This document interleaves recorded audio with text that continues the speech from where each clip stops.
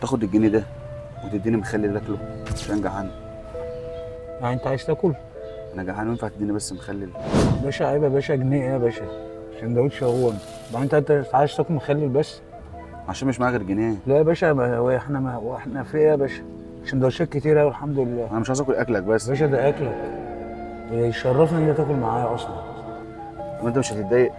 اتضايق؟ اتضايق ازاي؟ حاجه تبسطني ان انت تاكل معايا. هو انت حضرتك اسمك ايه؟ اسمي محمد. انت حضرتك بتبيع مناديل؟ بيعمل نديل اه. طب ايه اللي بيخليك انك تبيع مناديل؟ ما هو اقول لحضرتك على حاجه، احنا لازم نبيع.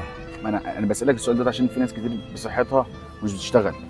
اجيب مصاريفه واجيب مصاريف بيته واكل وشرب، والحمد لله ربنا بيراضيني وموقف معايا ناس كتير ولاد حلال. الحمد لله. وناس كل يعني ناس مستواه معلش تحت وواقف